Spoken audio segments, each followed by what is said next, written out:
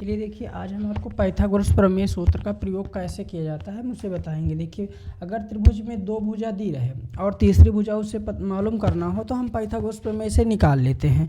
देखिए तो कैसे इसका प्रयोग किया जाता है, निकल तो जाएगा पाइथागोरस प्रमेय से, लेकिन इस सूत्र का प्रयोग कैसे किया जाता है, पाइथागोरस प्रमेय का सूत्र होता क्या है और ये कैसे प्रयोग किया जाएगा। देखिए सबसे पहले हम लिखेंगे त्रिभुज। तो ये त्रिभुज बना हुआ है, इसमें देखिए क्या दिया गया है, त्रिभुज का नाम है ABC। त्रिभुज ABC में देखिए क्या दिया गया है और क्या मालूम करना है। सबसे पहले देखिए त्रिभुज ABC में AB का मान दिया गया है, AB का मान ये 4 सेंटीमीटर है। फिर उसके बाद देखिए BC का मान ये 3 सेंटीमीटर है। और इसमें पता करना है AC का मतलब ये प्रश्नवाचक चिन्ह ऐसे हम लगा देंगे। तो देखिए इसमें होगा क्या, हम पाइथागोरस प्रमेय का सूत्र का प्रयोग कैसे करेंगे, लिखेंगे पाइथागोरस प्रमेय का सूत्र। देखिए पाइथागोरस प्रमेय का सूत्र होता क्या है, लिखेंगे पाइथागोरस प्रमेय का सूत्र। तो इसका देखिए सूत्र का प्रयोग हम इस प्रकार से करेंगे। सबसे पहले हम लिखेंगे यहाँ पर कर्ण स्क्वायर, AC स्क्वायर, हिंदी पहले लिख देते हैं। देखिए इसका सूत्र होता है कर्ण स्क्वायर, यानी इसको कहा जाता है AC स्क्वायर बराबर आधार स्क्वायर, यानी कि इसको कहा जाएगा AB स्क्वायर, और प्लस ये हो जाएगा लंब स्क्वायर, यानी कि इसको कहा जाएगा BC स्क्वायर। तो कर्ण देखिए इसको हमारे चित्र में जो है इसको कर्ण कहा जाता है। ये जो चित्र बना हुआ है ये कर्ण है, और इसको कहते हैं आधार, ये आधार है, और ये जो लिखा हुआ है ये लंब है। तो यानी कर्ण का मतलब जो तिरछा दिया हो उसको हम कर्ण कहते हैं। तो देखिए कर्ण देखिए इसमें दिया नहीं गया है, और कर्ण है कितना, AC है ये, तो कर्ण को AC कहा जाता है। आधार देखिए लिखा हुआ, आधार में BC लिखा हुआ, तो हम यहाँ BC लिख देंगे, बल्कि इसको ऐसे ही कर दिया जाए। और लंब में देखिए क्या हो जाएगा, आधार में AB है और उसके बाद ये लंब जो है वो BC हो जाएगा, तो ये हो जाएगा BC इसका हो जाएगा।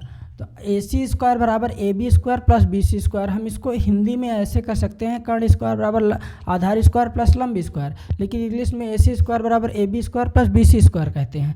देखिए AC का मान नहीं दिया गया, यानी कि हम इसको AC को ऐसे ही उतारते चलेंगे ये, और लेकिन AB का मान दिया गया है, AB का मान आधार, यानी आधार दिया गया है कितना, 4 दिया गया है, तो हम 4 लिख देंगे। और प्लस लंब देखिए आधार नीचे वाले को कहा जाता है, तो यानी AB लिखा हुआ है, तो हम इसीलिए AB स्क्वायर, और लंब देखिए BC है, ये जो लंबा सा है तो उसको हम BC कहेंगे। तो ये लिखा कितना है हमारा, ये BC को हम ऐसे लिख देंगे, और इसका मान दिया गया है 3 सेंटीमीटर, तो हम 3 लिख देंगे। फिर यहाँ AC को उतार लेंगे और उसके बाद 4 का वर्ग करेंगे 16, और 3 का वर्ग हो जाएगा 9।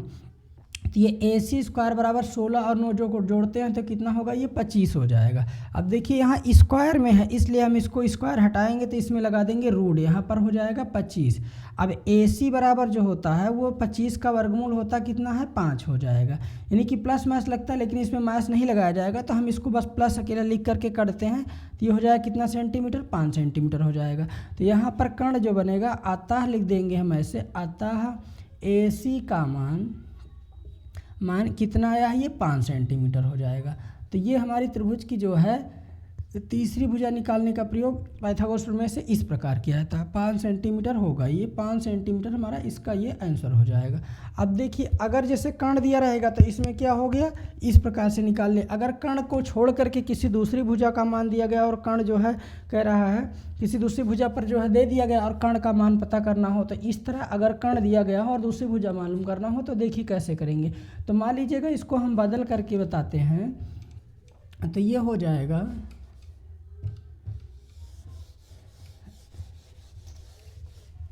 देखिए दूसरा चित्र लेते हैं। अगर दूसरा चित्र लेंगे तो हम यहाँ पर मान लीजिए कर्ण को हम 13 कर दिए, और इसके बाद ये 12 कर दिए, ये 13 सेंटीमीटर हो गया, और ये हो जाएगा 12 सेंटीमीटर। अब आपसे पूछ रहा है आधार क्या होगा, AB का मान क्या होगा। देखिए इसमें जो AB दिया गया है वो प्रश्नवाचक चिन्ह है, इसको हम बाद में लिख देते हैं, यहाँ AC करते हैं, यहाँ AB कर देते हैं। तो AC का मान 13 दिया गया है तो 13 सेंटीमीटर लिख देंगे, और BC का मान दिया गया है 12, तो 12 सेंटीमीटर लिख देंगे। उसके बाद फिर पूछ रहा है आधार AB, ये प्रश्नवाचक चिन्ह रहेगा।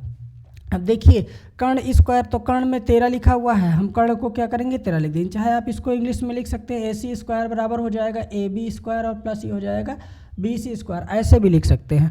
देखिए AC का मान दिया गया है 13, 13 का स्क्वायर कर देंगे, अब बराबर AB दिया गया है, AB का मान नहीं दिया गया, इसको हम ऐसे उतार लेंगे, प्लस BC दिया गया है, BC का यानी कि 12 का स्क्वायर कर देंगे, तो ये 13 का वर्ग होता है 169 और ये AB स्क्वायर ऐसे उतर आएगा, और 12 का होता है 144, तो हम इसको पक्षांतर करते हैं, AB स्क्वायर प्लस 144 हो जाएगा, बराबर ये आ जाएगा 169।